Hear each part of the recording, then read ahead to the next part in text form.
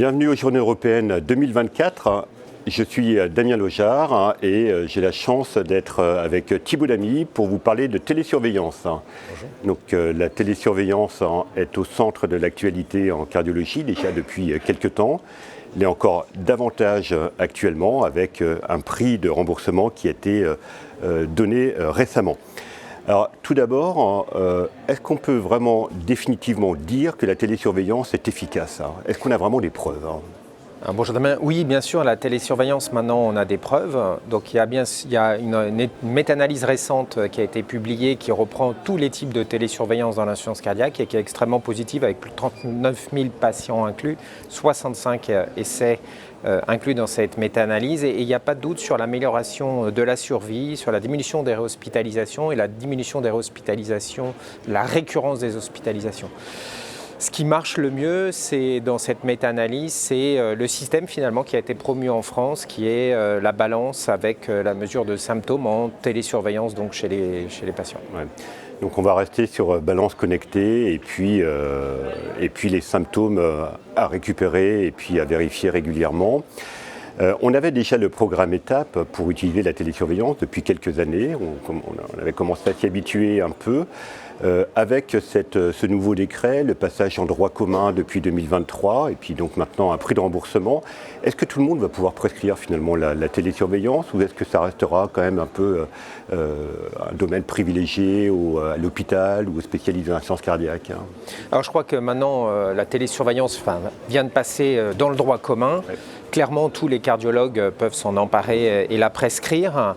Il est vrai en fait que faire de la télésurveillance, ça prend du temps. C'est-à-dire qu'on fait de la télésurveillance, on prescrit de la télésurveillance, mais c'est pour améliorer un parcours de soins, le coordonner et gérer les alertes. Et c'est ce que toutes les études ont montré, c'est qu'il fallait gérer les alertes évidemment pour diminuer les événements. Et c'est là où en fait il va falloir mettre en action nos équipes, mais également donc en travaillant avec les paramédicaux, parce que ça prend beaucoup de temps et il faut trouver ce temps en plus de ce qu'on fait, ça va être compliqué. Et c'est là où on voit vraiment une place pour les infirmières de pratique avancée en ville, dans éventuellement les futures équipes de soins spécialisées, ou à l'hôpital, les IPA également, mais également des infirmières spécialisées suivant le protocole de coopération. Et en travaillant en équipe multidisciplinaire, je pense que la télésurveillance a un bel avenir. Et surtout, ce qui est important dans le décret dans l'arrêté qui vient de paraître sur la modulation des niveaux de majoration, il y a des niveaux de majoration et les patients à haut risque en fait vont être mieux financés, ce qui va permettre de ne pas les exclure en fait du système.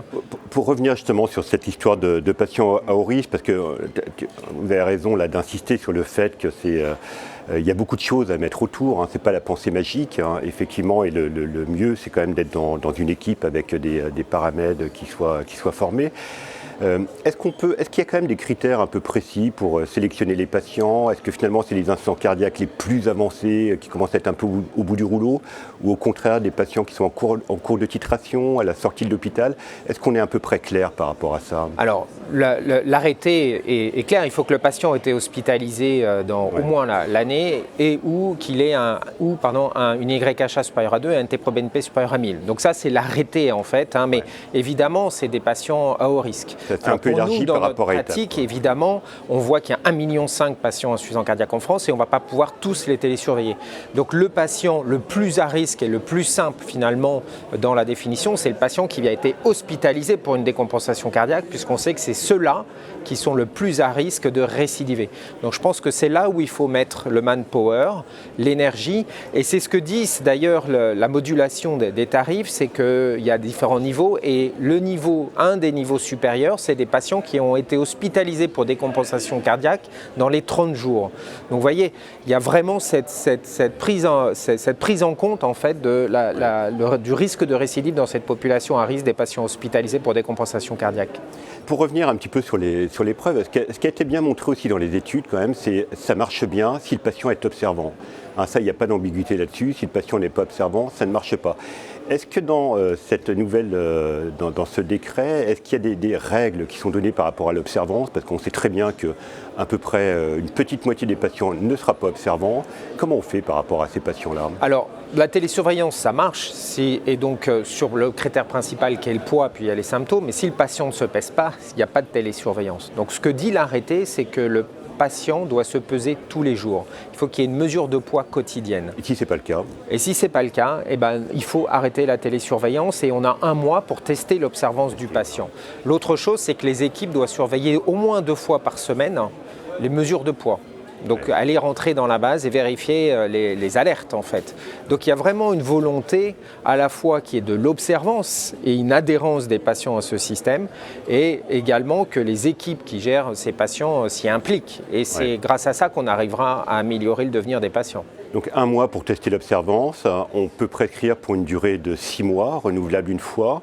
Au bout d'1 an, on arrête, on peut renouveler quand même encore 1 fois, 2 fois? Alors non, l'idée c'est de ne pas pouvoir continuer plus d'1 an, donc c'est effectivement critiquable parce que l'insuffisance cardiaque est toujours là, mais aussi c'est de se dire que le temps imparti des soignants pour gérer tous ces patients en insuffisance cardiaque est limité et qu'il faut pouvoir passer la main. Donc finalement c'est quoi? On a 6 mois en fait pour pouvoir autonomiser le patient, pour pouvoir l'éduquer, l'accompagner dans la prise en charge, renouvelable 1 fois, et à terme, le patient doit devenir autonome. Ça permet de révoquer le fait éduquer, parce qu'effectivement, l'accompagnement thérapeutique, l'éducation, reste obligatoire quelque part dans le forfait de cette télésurveillance. Donc pour finir, c'est dans le droit commun, tout le monde peut prescrire la télésurveillance, encore faut-il avoir une équipe capable de gérer la télésurveillance 24 heures sur 24, enfin au moins 7 jours sur 7, et notamment pendant les vacances. Et donc pour ça, on ne peut pas faire ça n'importe comment. Sélectionner les bons patients, vérifier l'observance, et puis c'est parti pour 6 mois, 12 mois en les accompagnant. Merci beaucoup. Merci.